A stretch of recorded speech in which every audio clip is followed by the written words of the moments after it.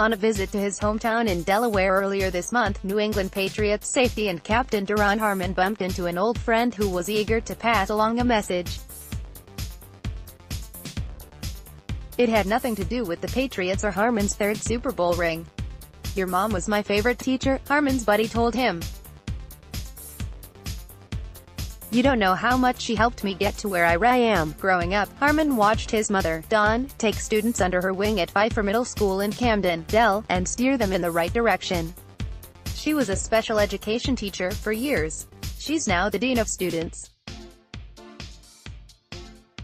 Harmon is continually amazed at the number of former students, including the friend who grew up to be a corrections officer, who are dramatically impacted by his mom's leadership and guidance. "If I can just be half of the person she was and just bring a few people along and change them, that means I'm doing what I'm supposed to be doing while I'm living on this earth," Harmon said. Harmon's mission this off-season, do his part in promoting change to Massachusetts school systems. Joined yesterday afternoon by Patriots teammates Devin McCourty, Jason McCourty and Matthew Slater, Harmon visited the State House to testify in support of a bill that would overhaul the state's educational funding laws. Addressing the Joint Committee on Education, the players spoke passionately about their desire to provide students in low-income districts with better overall resources. The bill, known as the Education Promise Act, would bring spending for Massachusetts' poorer students in line with what affluent districts are already spending, State Sen. Sonia Chong-Diaz, D. Boston, said at yesterday's hearing.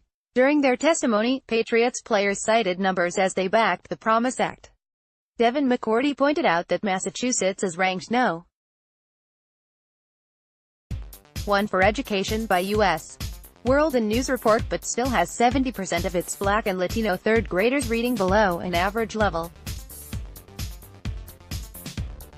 Jason McCourty said 31% of Black and 38% of Latino children in Massachusetts live in poverty. "Our hope today is to lend our voices to thousands of children, in particular impoverished children of color, who need all of our help," Slater said during his testimony. "The reality is, no child gets to choose their family of origin, their race, the language spoken within their home, what learning limitations they may have, or their socioeconomic background. In turn, they don't have a choice in what type of an education they will receive. It's our belief that we should do everything within our power to give every child the opportunity to have the same learning experience within our educational system." The 4 Patriots veterans, all members of the NFL's Players Coalition, testified for a few minutes each and fielded questions from the Joint Committee. Afterward, they expanded on the experiences that shaped their perspectives. Harmon focused on disciplinary issues in the schools. He advocated for additional therapists, guidance counselors and after-school programs such as math club and art club. And he cautioned that additional resources should not come in the form of police arrests or suspensions. He said, "Present an easy solution, but not always the best one.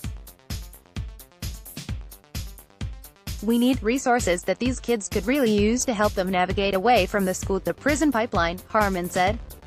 He learned from his mother, who as dean of students influences the disciplinary practices at her school. "She's trying to do her best to make sure that suspension and being arrested is always the last option," Harmon said.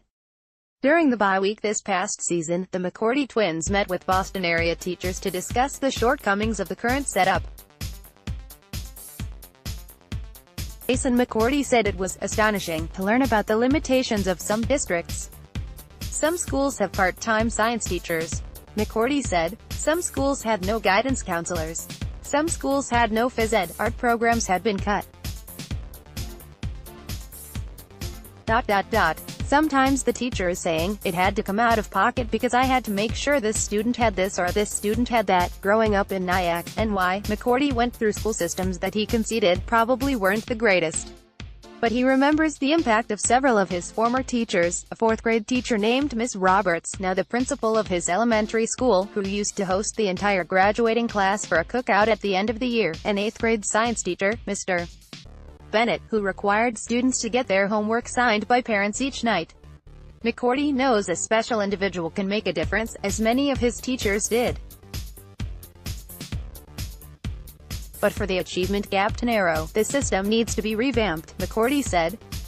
We can't stress enough the importance of education, to talk about leveling the playing field, making sure that everybody is getting what they need from an educational standpoint, McCourty said. We always say knowledge is power, Slater said. We want our kids to be educated so they can feel empowered and achieve, and break a lot of generational cycles that we've seen plague our communities in particular.